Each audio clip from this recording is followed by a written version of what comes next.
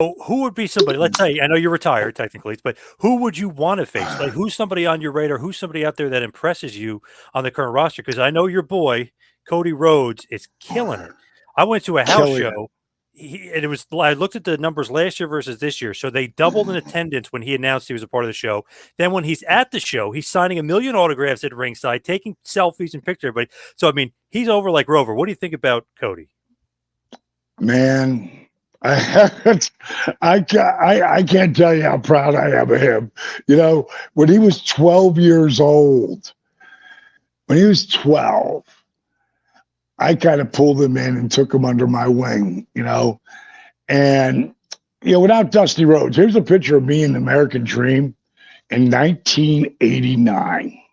Oh, awesome. Nice. How Yeah. cool is that shot, right? Dream was my boy. He was like, he was like my big brother. He was like my dad sometimes. He was my mentor. He was one of my closest friends. When he died, Cody called me and he said, listen, Dusty, he called him Dusty a lot. He called him Dad a lot too, but he would call him Dusty sometimes as well. He said, Dusty wanted you to know that he had 5 friends. And Dusty had already told me this numerous times, but to hear it from Cody, it was super special. He said, before he passed, he said, you tell Dallas he's one of the 5. And some guys have fallen off that list. Some earned it back to be on that list. He said, but Dallas never went off that list. So over our time together, getting to know Cody, in the beginning, I just started mentoring him because of what Dusty did for me. And at some point, Cody's such a cool kid, it became about me and him. And I'll never forget, and I got to give you this lead up, because for people to really know Cody Rhodes, you got to know who he was as a kid.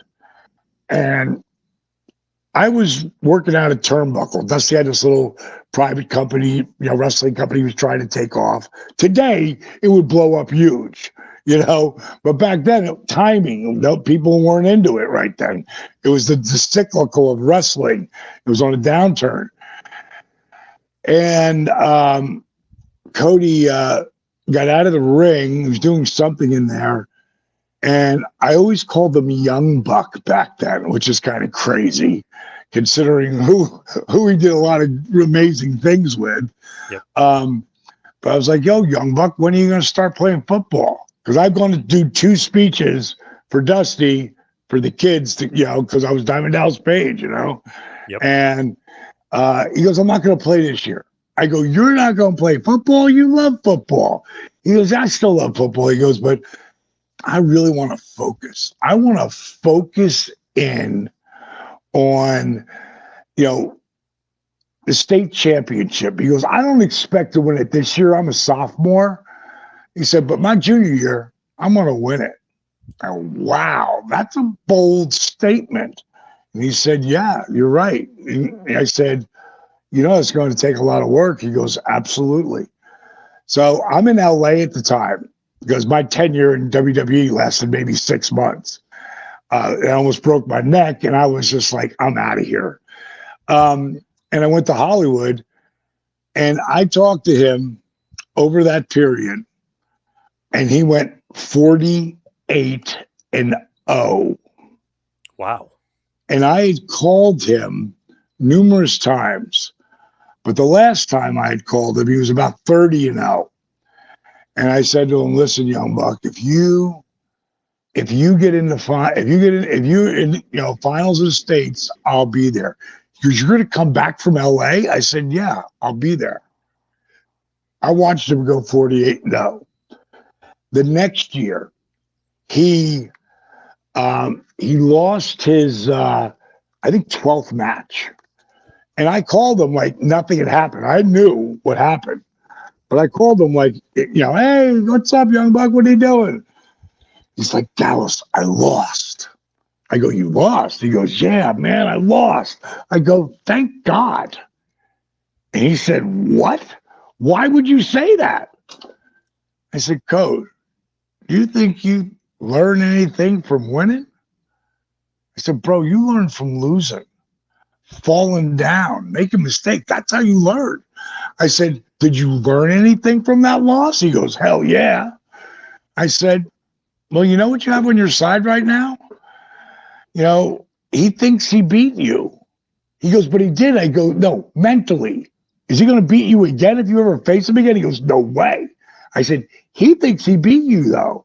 I said, would you rather have met him when you were both 44-0 and he beat you then in the semifinals? Hell no. I go, tell me what what are you doing right now? By this time, it was the second time I talked to him. I asked him, I said, what are you doing different? And he goes, you know what I figured out?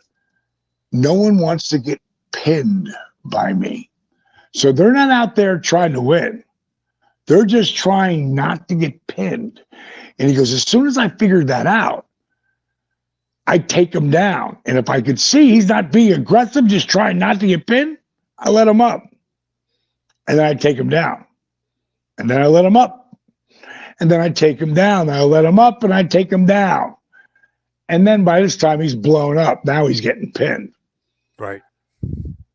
I was there with my daughter, Brittany, sitting in the stands, and he's getting ready to face this kid who's 47-0 who beat him. And they allow 5 people to be on the floor that are family members. And before the match starts, Cody goes, Dad, get Dallas down here. And Grandpa had to move. And I sat down there with the family. And I watched Cody eat him alive. So this is a picture from that. Awesome. Yeah. Yeah. So, wrestling champion. Yeah. Nice. 6'8" triple champion. Like, that's the huge schools. That's the big one. So when he said he was going to do what he was doing, and we did, he did the whole all in thing, I would tell that story. I'm like, it's Cody. It took so much guts for him to walk away from the WWE because they only saw him here. They were never going to see him main eventing, never mind main eventing the biggest WrestleMania ever. They never saw it. But you know who did? He did. And he saw this the whole time. And when he was getting ready to make that move, I just think that Tony Khan, and I like Tony Khan a lot. I think he's a good guy. I think he forgot who Cody was. And a lot of those fans did too. Because like WWE fans are loyal to WWE. Now there's some people who watch both. But AEW's got their fans and WWE's got their fans. And they got all the real fans. AEW's got a really group of solid, real wrestling fans.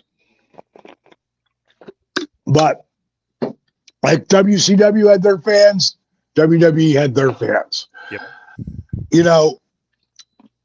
Like I said, some people cross back and forth, but those WWE fans, a lot of them grew up with him.